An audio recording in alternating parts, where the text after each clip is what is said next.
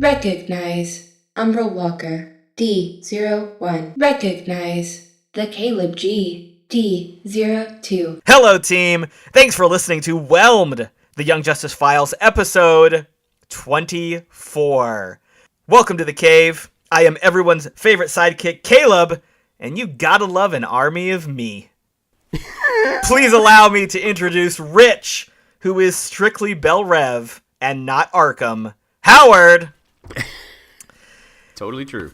Totally true. If you would like to get in touch with us, we are on Twitter at the YJ Files. Our show email is whelmedpodcast@gmail.com. And of course, our website is crashingthemode.com. We're not gonna beat him one-on-one! Plan B then!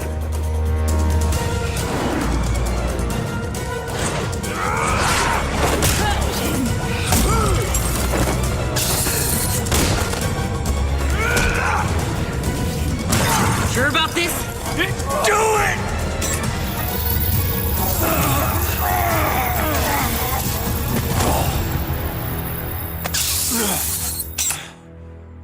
Kryptonite. Hurts. Which is why Batman keeps it in an overwhelmingly impenetrable vault at the Batcave.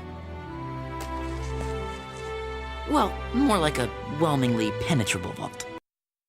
With that housekeeping out of the way, we are going to jump into a special double-length bonus episode to wrap up Season 1 of both Young Justice and our podcast. Rich, take it away. Hello, Megan. Hey, team. The title of this week's episodes are Usual Suspects and Auld Acquaintance. We're doing them both together, back to back. Release dates were April 14th and the 21st. 1 week before the release of the premiere of Season 2, because they were so delayed. In-episode date is December 31st and ends at the very beginning of January 1st. The directors for Usual Suspects was Jay Oliva and Tim Devar. The directors for Auld Acquaintance were Michael Chang and Lauren Montgomery. I think this is the first time we've seen double directing duty on any episode, and they're both of these back-to-back, which is interesting to me. The writer for Usual Suspects was Kevin Hopps, and the writer for Auld Acquaintance was, of course, Mr. Greg Weisman.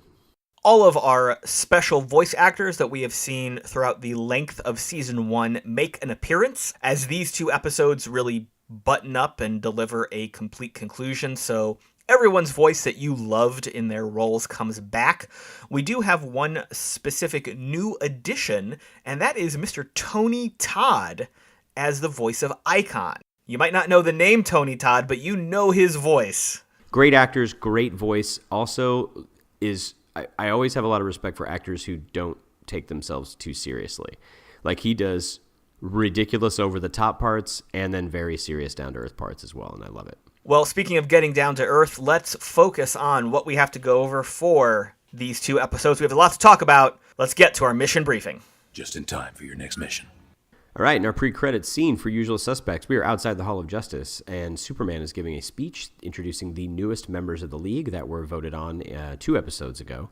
The new members are Icon, voiced by the aforementioned Tony Todd, Dr. Fate, Plastic Man, the Atom, and, of course, Red Arrow. Inside the hall, the team watches the ceremony alongside their newest member, Rocket, or Raquel. We've seen both her and Icon in some previous episodes, but this is the first time that they've been voiced. Rocket is Icon's sidekick. That's when Robin gets an emergency signal, and then when the rest of the League enter into the Hall of Justice, the team is gone. Post-credits, the team heads down to the Smoky Mountains in the bioship. Jade has apparently gone down in a plane crash, carrying the case we saw in Insecurity. The team is ambushed by Cheshire, Blockbuster, Shimmer, Riddler, and a number of light agents with apocalyptic weapons. Superboy uses his last shield patch, going berserk during the fight. The team wins the combat and acquires the Cheshire's case. All right, back in the cave, Batman congratulates the team in his own special way and reveals that the case is filled with some kind of biotechnology. Batman, Icon, Canary, and Red Tornado take the case to the Watchtower via Zeta Tube for analysis, while the team discusses how Riddler and Cheshire must have been tipped off for the ambush, bringing back up our mole, situation. Superboy gets another ultrasonic message from Lex, letting Superboy know that Lex has more shields for him, and creepily enough that Lex knew when he used his last one, and asks Superboy to meet him on Santa Prisca for, a father-son picnic. Probably with fried chicken, apple pie. Ooh, jeez, so good. Sounds yummy. Superboy flies to Santa Prisca on the Supercycle and finds that Lex is there with Queen Bee, Blockbuster, Bane, and others. Artemis arrives soon after, as well as McGann, all as a result of their blackmail and manipulation. Superboy says he will join too if Lex gives him more shields, but Lex doesn't buy the lie and immobilizes him with the catchphrase, Red Sun. All right, we do a little flashback back to the cave, both in time and space, where we see Superboy actually revealing to the team before he went to Santa Prisca the secret that Lex is his human father. He tells the team about the shields, about being blackmailed, and about Lex summoning him to Santa Prisca. His revelation, of course, is followed quickly by Artemis and then McGann. We get confirmation that Robin knew Artemis's history all along, and that Superboy knew about McGann's history since the first time they touched mines back in Bialya. And if you go back, of course, and watch that scene we've talked about in Crashing the Mode, you will see that image as well, which is so cool. Back in the present, McGann knocks Queen Bee unconscious, allowing Superboy to reveal that he wasn't actually shut down by Lex's code word. McGann had cleared the programming from Superboy's mind. The rest of the team arrives as reinforcements, having snuck onto the island as well. Lex and Queen Bee escape, along with Jade, while Blockbuster, Sportsmaster, and Bane are defeated. Back up in the Watchtower, Batman is analyzing this strange biochip when Red Arrow enters the room and asks if Batman is going to join the party, because no party starts until Batman gets there. When Batman implies that he won't be going to the party, Roy places one of the biochips on Batman's neck, which absorbs through his cowl into his skin and appears to take control of him. The two return to the main hall, where all of the Justice League appear to be under the thrall of these biochips. Batman activates an override on the Zeta Tube, allowing Vandal Savage, A04, I believe, to teleport on board. The League bows to Vandal, with the exception of Roy, who suddenly realizes he was the mole the entire time, subconsciously programmed to work for the light because he, like Superboy, is a clone. Dun dun dun. All right, then we skip straight into our next episode. The pre-credit scene is Red Arrow on the run through subway tunnels, looking quite haggard, and then we quickly realize why, because he's being chased by Flash, Aquaman, and Green Arrow. He barely escapes when a passing subway car distracts the Leaguers long enough for him to escape through a grate.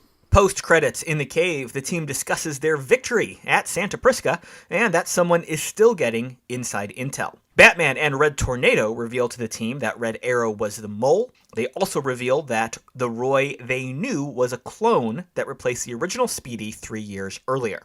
His programming drove him to want to join the League, which is one of the reasons he was so angry way back in Episode 1.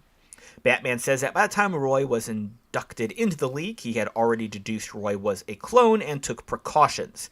He tells the team that Vandal Savage had attempted to infiltrate the Watchtower, but the League stopped him, and now Roy is a fugitive.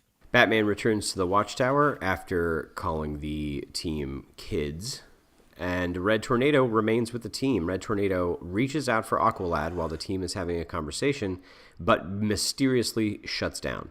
Zatanna senses a mystic force at play around Red Tornado and remembers that she felt the same kind of buzz off of Batman.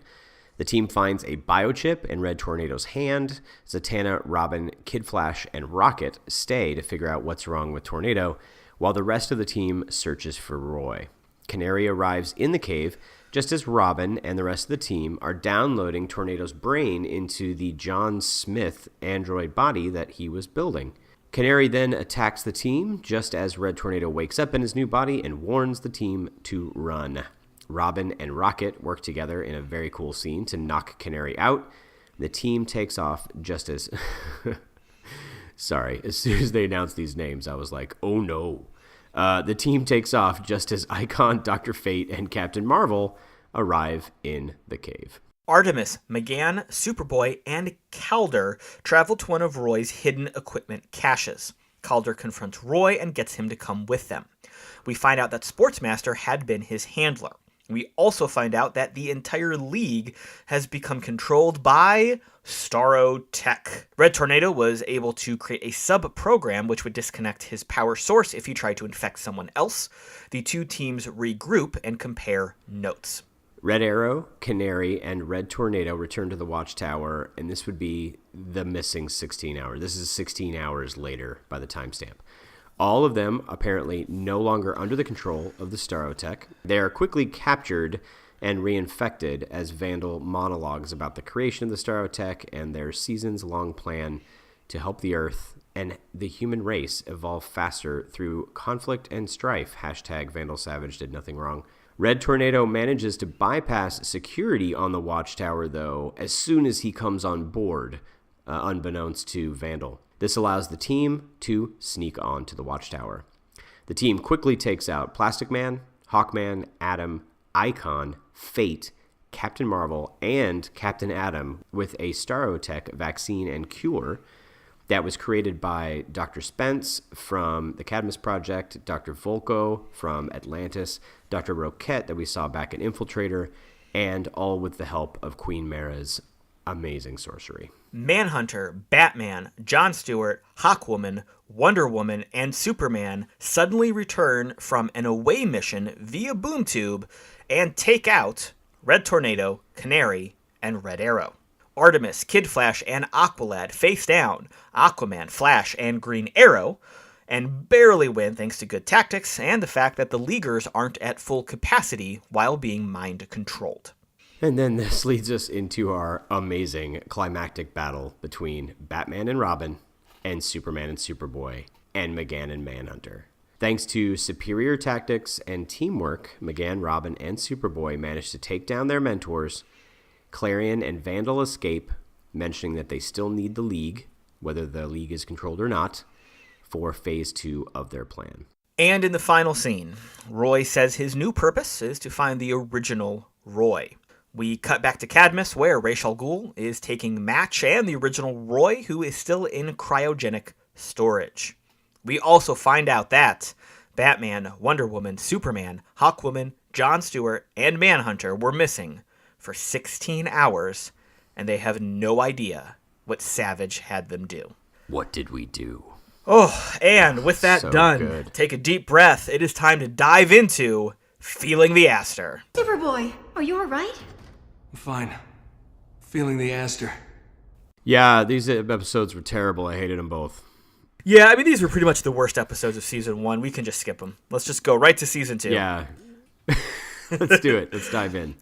Man. These two episodes... Or they were breathtaking and amazing. Absolutely. Far more likely. Absolutely a perfect way to end Season 1. It was a nice two-part, not technically a two-part, but they really did flow right into each other back-to-back, just like Independence Day and Fireworks flowed into each other back-to-back.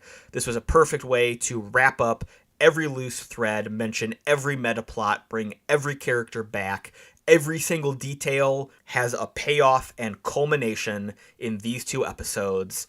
Oh, I was on the floor. I mean, the first time I watched this and we had those big surprise reveal moments, I was on the floor. I was done. I was dead. I could not handle it. It was so amazing. What's really funny to me, so that fight scene in Auld Acquaintance with Superboy and Superman and Batman and Robin, I was sitting at the edge of my bed in my bedroom. My wife was also in the bed, but she was working, I think, trying to type on her computer, doing stuff for school because she's a teacher. And I had my legs crossed, like in crisscross position, and I am hopping up and down, going, oh my God, oh my God. Like when Batman like just turns to Robin and like cracks his knuckles, and Robin takes a step back and narrows his eyes like, okay, let's see how this goes, right? Like I couldn't, my wife was like, what are you doing? Stop. What is happening right now? Because she hadn't seen any of it. And I was like, you have no idea how good this is. It's so good. Oh my God. No, yes, the kryptonite. Yes, of course. Oh my God. And then eventually she watched it with me down the line and she was like, oh, this is why you were going insane. And I'm like, yes, this is why I was going insane. All right. So Oh, good. well, let's try to back up a little bit. We have a lot to go over. Let's start with usual suspects. If you want to start reading off your giant bullet point list, I will add in my equally giant bullet point list, and we'll try to get moving. Yeah, let's do it. Okay, so Roy's the mole. And if you listen to this week's part 2 of Crispin Freeman talking about when he found out he was the mole, was kind of the same time we found out he was the mole, because they didn't tell him the whole season. And he found out at the end, which is amazing. And the whole line, born that way, plus 6 months. Perfect book ending, bring it back, full circle, and realizing that none of this was by accident. Unbelievable. I'm going to go into this a little bit more in detail in the Canary Debrief, but man, amazing. That's a great line for all of its implications, but my favorite line in the entire episode was, "Young man, if you expect to detain me, contact my attorney." Because Lex is awesome. I love it. I love this Lex scene. Lex is a regular dude in a nice suit, standing on an island in the middle of nowhere, while superpowered full of metahumans beat the bejesus out of each other, and he doesn't care. He's calm, he's cool, he can drop this line that's pretty much a joke, but is also 100% true. That's his superpower. His superpower is being calm and cool, and I know this is a point you're about to make here, it's using the truth. Yeah, absolutely. And that's it. That's the whole thing. Like, we've said it before, all Lex does is give people what they want. That's all he wants to do. That's all he does this whole thing, and which makes him horrifying, because you kind of want to have the thing he's giving you. And then he's not lying, like when Superboy admits and says, like, "Oh yeah, Miss Martian wiped the red sun from my brain, but also confirmed that there's nothing else in there." And Lex is like, "All true." Like, he gets no benefit from lying. He knows that telling the truth here is better for him, because the fact is, Lex tells the truth more often than he lies, or there is enough gray area there that you can't be convinced that what he's telling you is a lie or the truth. The only time I've seen him that I can remember that he blatantly and obviously lies is when Superboy realizes that Lex lied to him and said, "I don't know anything about this match person," basically. "Go investigate Cadmus and find this match person because there's another clone." I mean, they clearly state that Lex knew everything about it, and obviously he did. But outside of that, almost everything else he comes out of his mouth isn't quite a lie. It's not quite the truth, maybe, but it's nuts. Hashtag Lex Luthor is a good guy. That also takes us into the other point we were going to make before the internet so rudely interrupted us earlier today.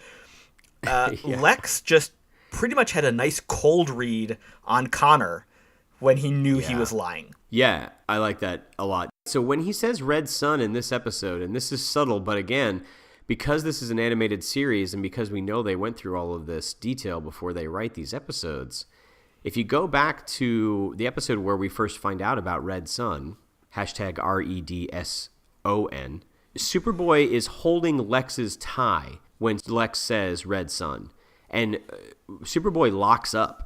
Like, to the point where Lex clearly had to take his tie off to get out. Because when Superboy wakes up, it's still in his hand, right? But in this one, when he says red sun, Superboy doesn't freeze. Superboy actually relaxes back into a standing position. And I know it's a subtle difference, but Lex either doesn't mention it or he took note of it, and that was part of the data he was analyzing. Like, okay, what's been happening here?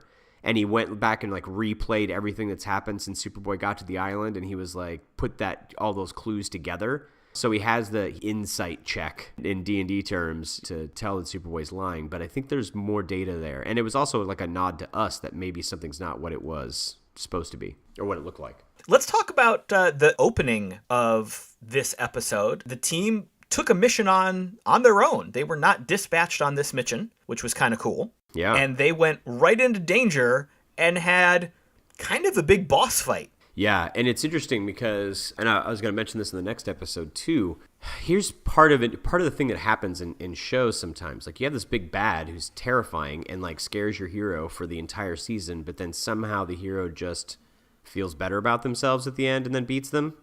You know, like, wait a minute, if you could have taken him down in the finale, why didn't you just take him down in episode 3? That kind of thing.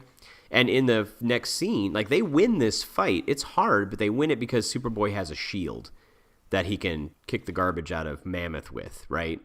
But, I mean, it's really, it's Nigma, and it's Shimmer, right? And it's a bunch of agents. So it is kind of a big boss fight, and it's a really cool fight, and we get to see all this apocalyptic technology working and all this kind of stuff. So it's very cool. But when we get to the next fight scene, then we're talking about, okay, now it's Blockbuster, right? And Sportsmaster, and all of these people that have handed them their butts through the entire season. But there's a reason why they win that fight, and we'll talk about that one in a minute. I really liked how the setup of this battle occurred. I liked that it was an enclosed fight with the pylons that we saw previously as well. It made it kind of make sense that the fight was so dangerous and that it all happened right there. Yeah, absolutely. I also liked the fact that Cheshire saved Artemis. Yeah, me too. And I really liked Nigma's jacket. I would enjoy wearing that jacket.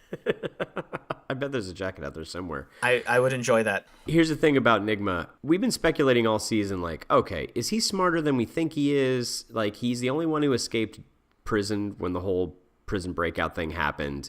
Suddenly he's working for the light. He's convinced them that he knows how to get into Star Labs and get this case out and like all of this stuff. But this is where I'm just realizing that, no, he is absolutely a puppet. Because the light wants that case in the Watchtower. Okay, we're going to give the case to Cheshire because Cheshire can get away or do what she's got to do, which she does. We know that Robin is tracking stuff or whatever. We know that they'll find out about this plane crash. Let's send Nigma thinking he's super smart or whatever. But what we really want is Nigma to get his butt handed to him and the team to get the case. Like, the only reason the case gets to the Watchtower is because the team got ambushed, right? So it's a pretty complicated, multi-layered plan. So I do feel like Nigma's a patsy, which I have mixed feelings about. Yeah. I would like him to be cooler, but he's not. Yeah.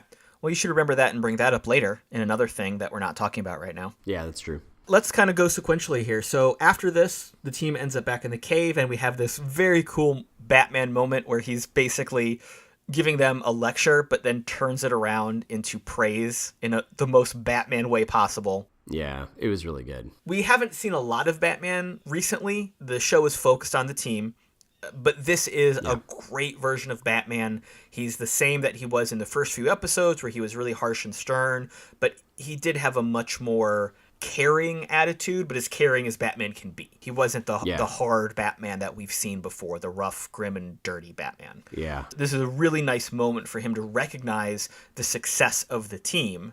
Yeah. And from that point, that's when we're going into the big boss fight, as you were saying. We've got this nice lead up to, let's get everyone to the island, let's cut the tense action with the flashback. We've seen Young Justice do this many times before. This is, I think, the perfect example of splitting exposition and flashback with intense, dramatic, really well choreographed spotlight action. Yeah, absolutely. It may well be my favorite thing about this entire season of Young Justice, that they played against TV logic expectation and cliche and had Superboy, McGann, and Artemis all fess up and admit to their friends what was happening to them, because it just never happens. It goes on for season after season of people not saying crap that they should be saying. And, you know, some people might argue, well, they could have said something earlier. Yeah, maybe, but they didn't, and that's okay, because it's still in one season, and it all wrapped up really nicely. And I love that it was Superboy that kind of started that ball rolling, because he's been like the berserker guy. The non-self-reflective guy is his kind of stereotype, and that's not true at all. He realized, no, I need to tell my friends. And, of course, Wally's, all right, who's next? I was totally kidding. I loved that Wally moment. I love it. Yeah, me too. This was the purge of the teen angst of Young Justice in this one scene here. Yeah, absolutely. But it wasn't done in a bad way. It was done perfectly. It took all this buildup that we had seen, all this worry that we had been given about these characters we had grown to know and love, and it turned it not only into the way that they found success and the way they were ultimately triumphant over their villains, but it was also all about family. Yeah, absolutely. Robin has the line, "You aren't your family, you're one of us." Yeah. And that's such a perfect summary of what Young Justice is about. This is a show about these separate characters learning how to be a family. Yeah. It's understandable that the team members who didn't know that Artemis was Sportsmaster's daughter would be shocked about that. It's appropriate. No matter how much they love or trust her on the team, that's still a shocking revelation. That makes sense. The fact that Robin already knew, got to be grounded in this understanding, and that the rest of the team realizes like, oh, Robin knew this whole time. If he knew this whole time, he would have been keeping an eye on her this whole time. And if she didn't know that he knew, then he could have easily been tracking her. So it just gives them a little bit of like, you know what? Robin's right. We should trust her, and gives them that foundation. Same thing with not just Connor not flinching when McGann turns into her Martian form, but Calder not doing it either. You see Calder not move because he comes from freaking Atlantis with 7, 8, 9 countries with, I don't know, a dozen different crazy races that live on. It's just not going to faze him in any way. And so I love that little bit of body language. And then the rest of the team, again, who are horrified and shocked, might be rightfully so concerned. But to see that Connor knew the whole time, again, and that Calder is not fazed, maybe gives them a little bit of self-reflection of themselves. Like, where are my prejudices lying? It just was so good. Such a great scene. And I think you wanted to go back and touch on Icon and Rocket a little bit. Oh, I do. I love Icon and Rocket. I liked the Milestone Comics characters when they came out back in the day. I liked what DC was trying to do. I liked that Young Justice folds so many of them in. I mean, Static became a regular, had his own series and showed up on Justice League and in the Batman Beyond kind of universe as well when he's older. So that's great. But other Milestone characters haven't really showed up. And so I love Icon and Rocket, and the fact that they feed into some things happening in the next season, which we'll talk about in our little bit of Crashing the Mode. There's another point we wanted to make here as we're getting towards the final scenes in Usual Suspects. And this was something I don't think either of us knew, but Christopher Jones pointed out to us on Twitter. Yeah, when I was interviewing Christopher Jones, he was telling me a bunch of stuff off air, which was pretty cool. And then one of them he managed to get us the article for. He told me the origin of the Watchtower, which blew my mind.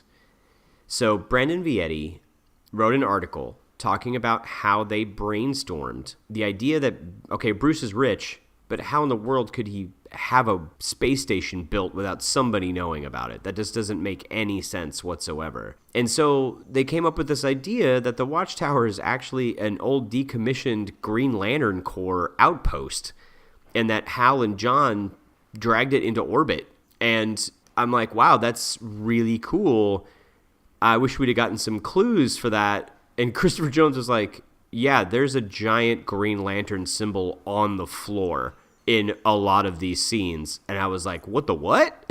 And then when you go into this episode, when they're all like bowing to Vandal Savage, it's clearly a Green Lantern Corps symbol on the floor. It just looked stylized. I mean, it also explains why it's not weaponized. Why do the Green Lanterns need weapons on an outpost? They are weapons.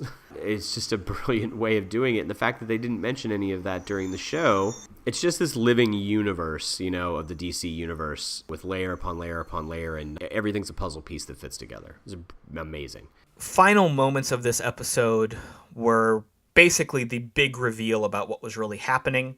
We had this truly heartbreaking moment of Roy realizing that he was behind everything. Yeah. And we've talked a lot about how well this show uses art to show and not tell. And the pure emotional trauma that Roy was going through as he realized what was really happening was absolutely devastating. Yeah. It's just flat out violating, you know? Mm-hmm. Like, to understand that you had no control over who you were, what you were doing, that you were so wound up about finding this mole in other people and being a raging jerk about it the whole time. And then to find out that you were the mole is bad, but to find out you just had no control over your own actions and you no longer know who you are at all, it's devastating, you know?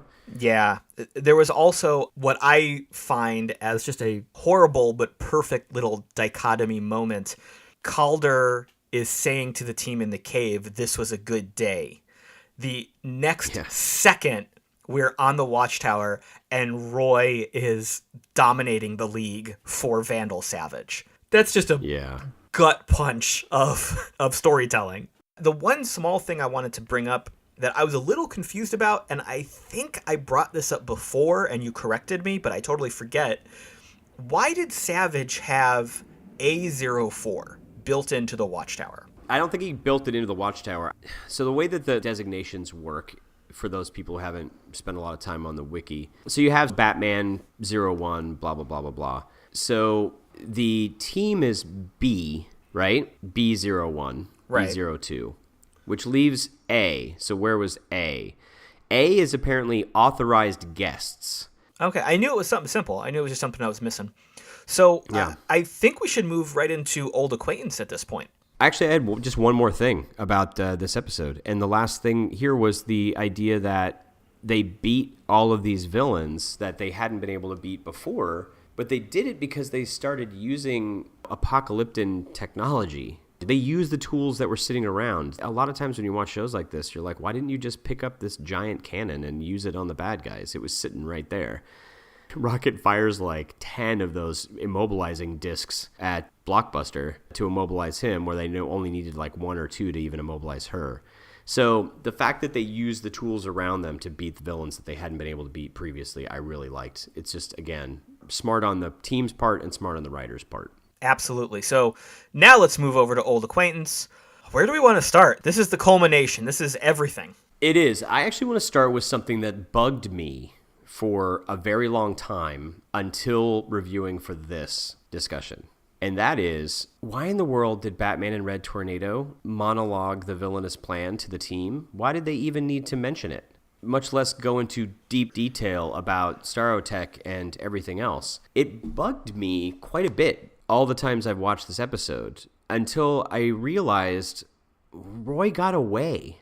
So if Roy got away and Roy knew what he did, his programming had lifted, he said. He knew what had happened, that he had infected the Justice League, that all of that was successful. Then if Roy got a hold of the team, he was going to tell them anyway. So Bats needed to get ahead of it, or I should say Vandal needed to get ahead of that damage control. Tell the team what you want them to know. Tell the team what Roy would probably tell them anyway, but give it your spin. And then if the league managed to find Roy first and dispatch Roy, then it's all good. And it could have been years before the team realized that this whole time the league had been under the control of the Starotech, right? So that was my thought process about it. And my thoughts about that exact same scene were not that deep, which is very typical for me. I just liked it because we as the audience knew, or at least guessed strongly, that Batman and Tornado were still under the control. So we knew something the team didn't know. So it was building our tension as viewers because we figured, all right, these guys are still lying. Why are they lying to the team? The team doesn't know. Oh my goodness, this is such a horrible situation for the team. Yeah. Both of our points of view feed on each other and make it an even better scene. You know what I mean? Absolutely. It fulfills a bunch of roles, yeah. Yeah. Yeah, I don't know. I got a list, man. Why don't you start with your list this time? Seeing Roy on the run in the first few minutes was very heartbreaking because he's dealing with all this impact from a few minutes ago of, oh, I was the mole, and now his heroes, his friends, are trying to hunt him down for something he did against his will. So that's just a very tough scene for him to deal with. But leading into what he becomes, it's very formative of, okay, I have to do something. I think these scenes kind of help point to who he becomes over the next run of months and years that we have or have not seen. Yeah, to do another little bit of a dive into more than maybe they were trying to show. Also, we've seen Roy being super confident and cocky this whole season, right? Mm-hmm. He was literally scared. Yeah. And on top of being scared, it's like, okay, man, you've been a super snooty this whole time about how the Justice League isn't all that and I'm cool and I should be part of the Justice League or whatever. And no, Flash is going to end you. You can't do anything in a hand-to-hand combat with Aquaman. You are just going to go down, right? Much less your own mentor. So I feel like part of his psychology was like, man, maybe I shouldn't have been so cocky. Maybe the Justice League is very powerful, and I put my foot in this in a lot of different ways. I liked some of the little details with Zatanna backing up Robin and helping him. We saw that a little bit in the previous episode. There's a moment here when they're learning the extent of what danger they're facing, where Zatanna puts her hand on Robin's shoulder to be there for him. And I love this, that Artemis reaches her hand out for Wally, but pulls it back. Yeah, when they find out the real Roy is probably dead. Yeah. That's rough. Yeah, especially because it's a nice build of the fact that Artemis is trying to establish this relationship with Wally. She knows there's a connection between them. She wants to be there for him when he just realized one of his best friends is probably dead. But she still hesitates. She still pulls her hand back because she's a little unsure of what's going on too. Yeah. You have a lot of notes about choreography and fight and tactics. I just love the fact that when Robin is taking on Canary, when she's attacking them, he again does the I'm going to get out of the way, but leave a bunch of bombs behind me move. Right. Yeah. And they're gas bombs, and you're like, okay, well, Canary can get out of that because she probably faces that kind of thing all the time. But then Rocket wraps her up in one of her collective bubbles, which is just crazy because Canary can't get out of that. It's interesting that, and we're going to get into this later when we learn more about Rocket. It's interesting that she has what appears to be a really high level of power compared to some of the other sidekicks. Yes and no, because what she can do, she does really, really well. But she doesn't have a lot of other things that she can do. Exactly. And I think that's why I find her so interesting, because when she can do those things she's really good at, I mean, she just makes unbreakable bubbles all the time. They're like, yep, no one can get out. Deal with it. But You're right. She's still inexperienced. She has to learn how to work with the team. She has to learn how to fight. She takes a lot of hits in this season and in the next. She's learning, but when she gets into her niche, she is unstoppable. Yeah, I think a nod should be made for her as well, because no one told her, which I'm glad. One of the team members didn't say, like, Rocket, use your powers effectively. No, she saw what was happening with Canary and Robin and just did what the thing that was the most effective to take Canary down on her own, which is great. It seems like I shouldn't have to make a mention of that, but it's frustrating when the female heroes don't have that agency, which happens more often than it should. Let's talk a little bit about the League and these away missions. I had a note that we didn't know what the rest of the League was doing. Really, the only thing that was focused on was what did the core League do in those 16 hours. Me personally, I wanted to know what happened with Green Arrow and Atom and Plastic Man. What were they doing? No, that's fair. I mean, we saw Plastic Man unloading or loading something into the Watchtower, which never got addressed. And I don't know, Hawkman was just on security guard duty or something. I don't know what was going on with that, but I agree with you. It was a little misleading, too, when Vandal says, recall all League away missions, because when we find out what actually happened in those 16 hours in the next season, it wasn't a bunch of away missions. It was these 6 doing one thing in particular, but maybe it was in different locations. I'm not quite sure. And that was kind of my point. The implication was he sent the entire League out to do things, but the core League was doing their 16-hour mission. I still want to know what the rest of the League was doing. That's just my point of curiosity.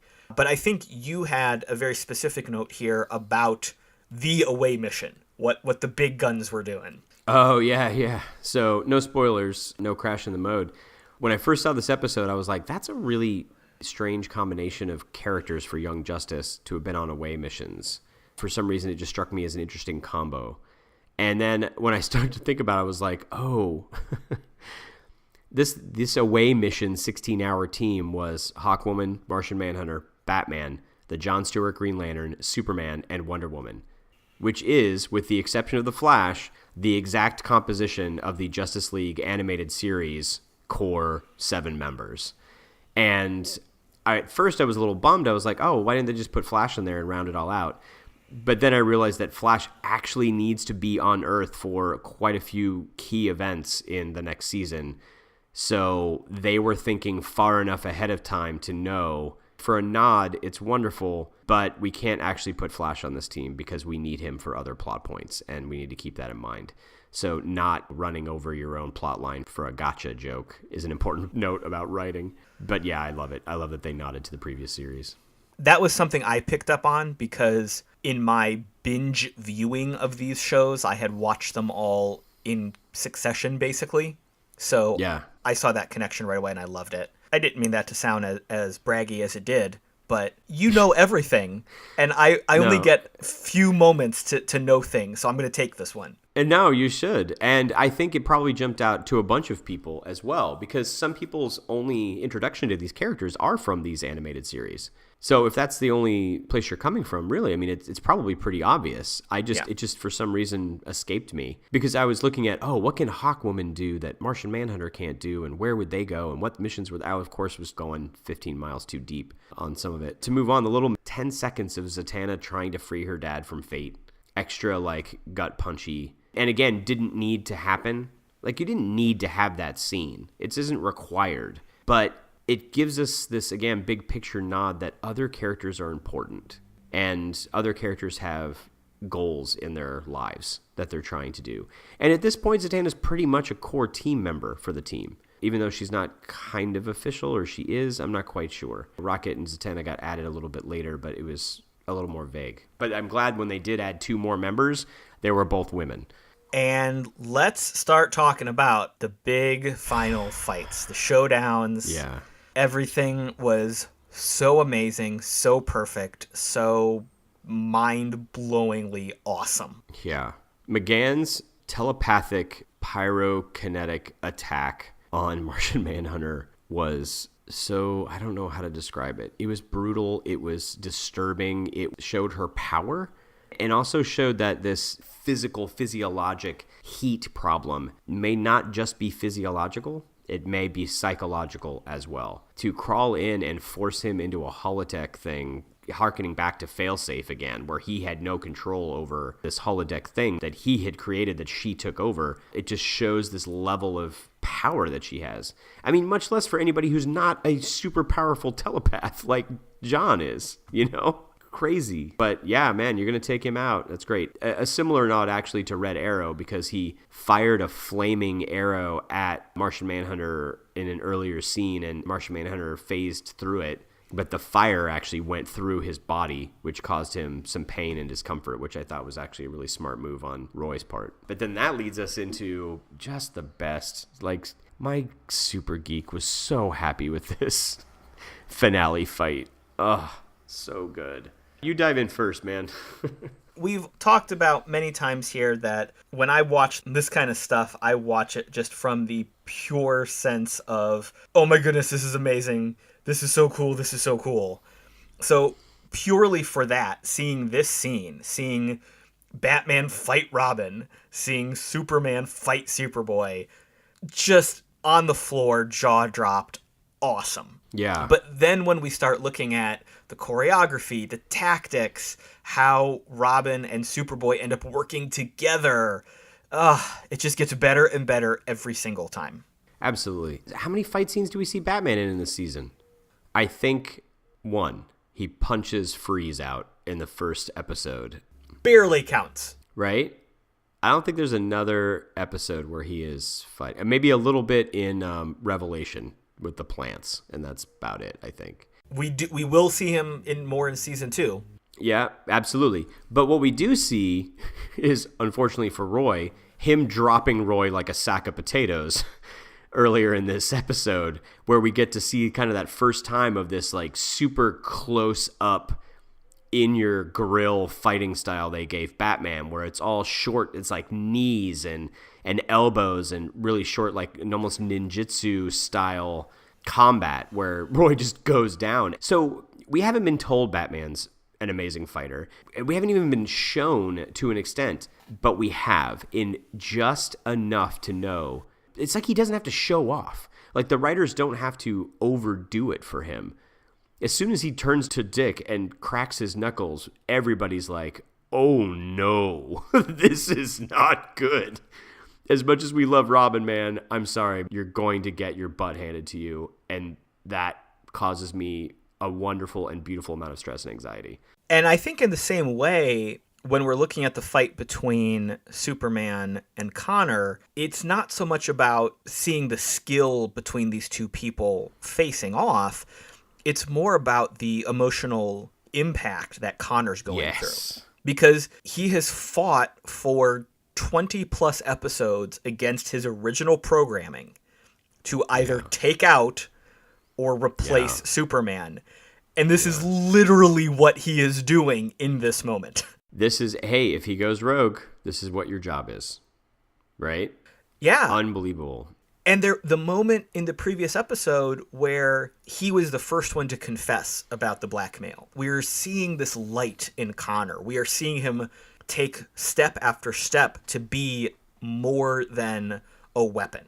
We are seeing him become part of a family. And in this one moment, it's almost like everything is undone because he is literally doing what he was made to do. And I mean, the first time I watched it, I was wondering, what's the fallout going to be? What's the impact on Connor? Is he going to go into a spiral? Is he going to lose all the development he made as a person? What's going to happen? Yeah, I agree with you. But the teamwork between him and Robin was just amazing. When you're watching it as a geek and a fan, and you're watching this and every single thing they do is, of course that's what they do. McGann crawls in Jean's head and fills his life with fire. Of course that's what she does. Superboy fastball specials Robin into Batman. And then Robin does what he does best. Like, Bats is a great acrobat, no doubt. I will give Dick the crossing the finish line first on the acrobatics, right? Get him in the air where Robin can maneuver better and get this thing on him. Of course that's what they do. Superboy grabs Superman for just enough time to pull freaking kryptonite out because Connor is only half Kryptonian and he's not going to be affected as much. Of course that's what they do, because also, of course, Bruce has the freaking kryptonite in the Batcave. Like, every beat of this fight was yes, yes, yes, yes. Everyone working at full capacity to make this work. And I love the little tweak that helps a lot from a storytelling perspective when they said earlier, the thing that's putting us in danger is also the thing that's saving us because they're being puppeted by someone crazy like Clarion. The League can't quite work at full capacity, which makes everything wrap up in a really nice way. Of course, Superman's really powerful. He punches the crap out of McGann, but he's still not fighting with the tactics that he normally would have. Seeing that payoff, not only of the combat within the context of the show, but the payoff that we as viewers and comic book fans want. Yes. That is very satisfying. I certainly love me an action film. I love me an action TV show. I love that. But when you take that extra step and you go, yeah, we're going to give you action, but all the action is going to be character and emotion driven, on top of it being really, really cool, then you got me, man. There are certain members of our audience that will appreciate the smoochy moments that happened as New Year's rang out. Yes, nod to Emily Booza. I'm a boy. I think that's icky. I don't want to see that. That's gross, and girls have cooties. So I don't care about the smoochies. I do. But I love that Zatanna grabbed Robin. I love that Wally and Artemis ended up hooking up the way that they did and knowing that this wasn't going to drag on for season after season after season. I loved all of it. The only thing that was unfortunate, I think, the way that it was set up, and Ishan Sherwood mentioned this in the diversity episode, was the fact that Rocket is the African-American hero and she kisses the dark-skinned Atlantean kind of thing instead of somebody else. It's not that big a deal to me because they did have Tula and Calder in a relationship earlier in the series, and that was multiracial kind of a thing. But I did like the fact that Calder wasn't in and involved in the kissing as much. Like, he got kissed, which was nice, but he's still reeling over Tula. And so this didn't seem extra forced, which was nice. Yeah, whatever. Smooches. Done. I wanted that to just be a quick little joke bit from me, and then you just went on this really super big deal. So there you go. You're the professional podcaster, not me. Professional. I liked how Superman finally gave Connor FaceTime and praise. Good way to end it. So many personal setups wrapped up so nicely. And this is where we get into this difference between what's a cliffhanger and what's a tease. People are like, oh, the season 1 ended in this cliffhanger and season 2 ended in a cliffhanger. No, neither of them ended in cliffhangers. Neither one of those were technically, by definition, cliffhangers. The 16 hours comment that Batman makes isn't a cliffhanger. It's a tease for the next season. A cliffhanger would be they were currently in the middle of that mission doing things, and then we don't get to find out what happens at all. And the end of season 2, we'll talk about that later as well. But all of the meta plot for this season was wrapped up in a nice bow, in things like Superman and Superboy reconciling, Roy figuring out the whole mole subplot, like everything gets so wrapped up. Another good teaser is the fact that Cadmus is once again compromised. Yeah, that's true. That's totally true. And we talked about that in a previous episode with Match and what happened with that. And then someone corrected me, too, that Match does show up in the comics, actually. I just have to go back and reread that. I can't remember what that storyline was or how it got resolved. So if you do want to know more about Match, apparently he's in the comics. I just have to go reread it. Cool. Yeah, I've actually started rereading the Young Justice comics as well. I have the first 2 volumes. I need to buy the last 2 so I can actually read through all of them this time, but wonderful. So I think that's pretty much the end of our bullet point list.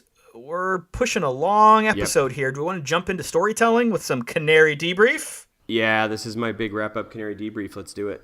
Stick around. Class is in session. So there are no great writers. There are only great rewriters, as is said. Young Justice is a perfect example of how a season of television, animated or live action, either one, should be done. In fact, it's a perfect example of how every series, television, movie, novel, comic, or otherwise should be done. Young Justice is far more than an episodic superhero franchise that leans on its licensed heroes to steal audiences while cleaving far and away from the heart of their tentpole characters. It is a brilliantly written and realized superhero universe. We know this. You know this. You knew it before you even started listening to us. But the question is, why is that? And more importantly, to us as creators, how is that? Hearing Roy say, born that way plus 6 months, in the penultimate episode brings everything full circle. That moment, that reveal, and all the reveals of these 2 episodes were carefully and lovingly developed over 24 episodes. And that was no accident. It was not simply art. It wasn't some inevitable story that was living its life in the minds of Brandon and Greg, just waiting to be written down when they had time to get to it. Multi-season series outlines were developed and constantly monitored. Season outlines were written, updated, and honed over and over again. Individual episode scripts were drafted, discussed, edited, rewritten for multiple drafts so that the main plot of that episode carried not only itself in its own self-contained vacuum, but so that every line, every interaction built character, scaffolded information in our minds about the living universe that they created, and pushed the broader plot, living outside that single episode, forward into this incredible conclusion. But all of that is just the script. It's just the writing part. Only then was the script able to give the voice actors a story that they could live in their minds as they put meaningful emotional voice to these characters on a soundstage. And then after that's all recorded, the audio is reviewed and edited and tightened by the director before the animation process even starts. Before anyone can put the first piece of animation together, everything beyond the first draft of a script, everything beyond that exciting seed of an idea moves past the quote-unquote art of creation and enters into the craft of creation, the part that people call the work of creation. To do this process for a single episode of a single season of an animated series is time-consuming enough. To do this process across an entire season, then across multiple seasons, not to mention tie-in comics and a video game, that takes more work, creativity, dedication, and teamwork than many of us will ever experience. If we as creators want to make comics, shows, movies, novels, any other creative endeavor to the level of quality of shows like Young Justice, then the art and inspiration cannot be enough. Studying, learning, talking, listening, connecting, networking, practicing, and doing the work beyond the first draft or the 5th or the 10th is what will eventually help us get near our goals. And notice, I didn't say reach our goals. I said get near our goals. I guarantee you that there are things that Greg, Brandon, and the entire team wishes that they had done differently or better or left out altogether. We've pointed out things on this show that we feel could have been done better or differently. But your goal of what you believe is your best will always be beyond your reach. If it's not beyond your reach, you can't hope to improve. And the Young Justice creative team knows this. They accept it. They do the best work that they can. And that attitude, that wisdom, allowed them to produce a breathtaking show and as a result, move their bar of what they consider their best even higher and then move on to the next project. And we as creators can do the same. All right. And with that final Canary Debrief for Season 1, let's also move on to our final Crashing the Mode. Oh, yeah. Tell us something we don't know yet. Sorry, BB. We can't risk altering the time stream. We do that, we're all feeling the mode. As always, in Crashing the Mode, we are discussing spoilers specific to Young Justice, but also the larger DC universe in general. If you do not want to hear any spoilers, please stop listening and join us again later. Guys, there's pretty much nothing left to spoil, but stay tuned for something to be crashed. Yeah, there's not much. 16 hours. That's pretty much it. We find out. Icon and Rocket, actually. Icon, for those people who don't know, because it doesn't really get even brought up much in Season 2 either, is a lawyer. But he's a galactic space lawyer, which ends up coming up in Season 2. I think it was Canary said, for some reason he seems to be well-versed in intergalactic law, which I thought was really, really funny. Also, they do nod to the fact that he's not human, both by the way that they voice acted him, but also that he says, I'm not familiar with this alien species or whatever. You kind of get a nod that he's not from Earth, which is kind of cool. And I mentioned Flash earlier. They need him to be there because it's one of the reasons Bart comes back from the future, or at least part of the reason he comes back from the future, which I find really endearing. Flash is also part of the season finale, and I haven't rewatched the end of that in a little bit, but if I remember correctly, the 16 Hours crew hadn't actually returned to Earth yet, so Flash wouldn't have been there for the finale of Season 2 either. I had a note in there about Match being a loose thread, but as we have already talked about, he shows up in the comics again, and I don't remember that part of the arc, so I don't know if we could potentially see him later in Season 3. I don't either. I'm super curious, though. I need to go back and reread. Yeah. I think the last, and I don't even consider this a spoiler, as you just said, this isn't really a cliffhanger, this is a teaser. We don't know what's going on with Roy and his clone saga at this point. We know that the original Roy is in a frozen tube with a missing arm, and we know that the clone we have thought of to be Roy, after this devastating moment, says, I need to find the original Roy. So that's kind of a big hanging what's going to happen next. And of course, everything Vandal was saying in his monologues about Phase 2, what's coming next. It's looming over us. Actually, nodding back to my cliffhanger thing, too, if Red Arrow had said, I need to find the original Roy, and then we didn't know what happened to the original Roy, that's kind of a cliffhanger, because there's a character in jeopardy that we don't know the results of, but then we are actually shown that he is still alive and okay. Great. Okay, so no longer a cliffhanger again. It's subtle, but it's a pretty important difference. From a writing standpoint, people tend to look down on cliffhangers that do not get resolved, but that's a different thing than a tease. And that's pretty much it for Crashing the Mode. Let's get out of that here. Let's head over to some fan service to wrap up this episode and Season 1. We've got a double dose of fan service here for you for this double strength episode.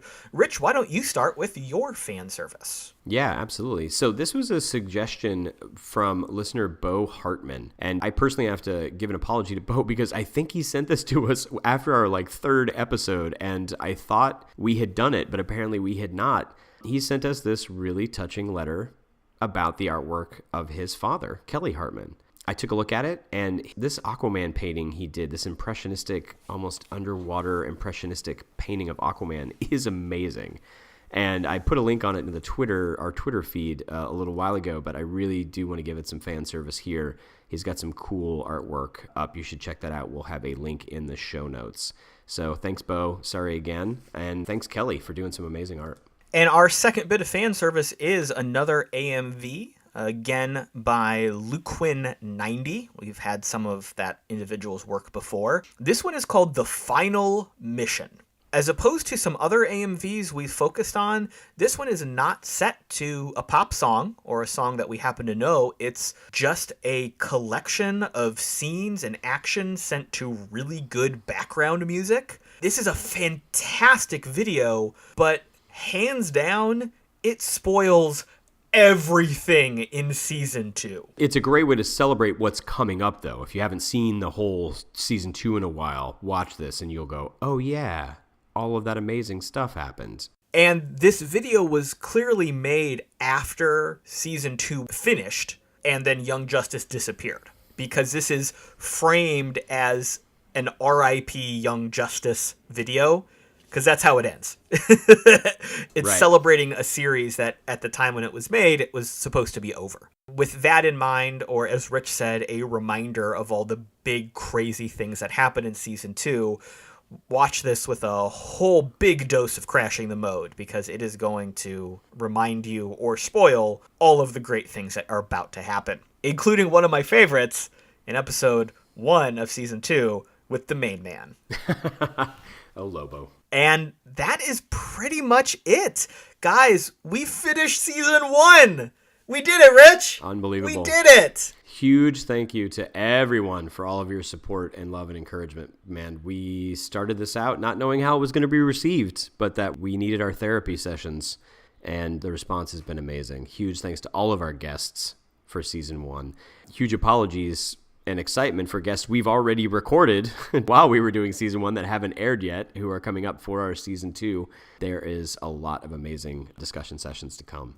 Thanks, guys, so much. And speaking of season 2, we are, of course, continuing our fan service in season 2. We need more suggestions from you guys. If you have some art, some videos, some music, projects, anything about Young Justice, hey, if you've got any of that fan fiction good friend of the show Emily was so fond of, maybe you send some of that our way. I don't know. We need more stuff for fan service. We've got a whole nother season ahead of us that we want to take the opportunity to spotlight people that are doing cool things with something we all love. So please get a hold of us. You know how to do it. Send things our way. We will absolutely take the time to show it here in the spotlight in fan service. And if you have a second, also please drop us a 5-star review on iTunes or the podcatcher of your choice. We will make sure to read that and give you a shout out in some of our Intel updates. And you know what? For the last time in season 1, please remember to feel the Aster. Oh, I'm crying. Also remember to hashtag keep binging YJ, of course. Hashtag either YJ3 or hashtag Young Justice Season 3, depending on how much room you have in your posts. Hashtag buy YJ Comics on Comixology.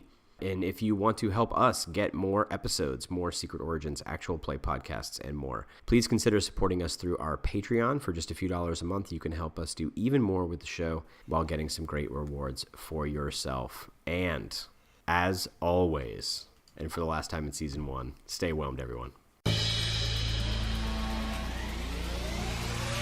You've been listening to Whelmed, the Young Justice Files podcast. Our computer is voiced by Madison Ray. Our theme was composed by Emily Mio. Our logo was created by Kevin Bates. Whelmed is a fan-made podcast and is not officially affiliated with DC Comics, DC Entertainment, Warner Brothers Animation, and any other owners of Young Justice or its related source material. As such, these companies have sole ownership of all symbols, images, names, logos, and proprietary material related to Young Justice. Original content of this podcast is ours under Creative Commons. Thanks for listening, and stay whelmed.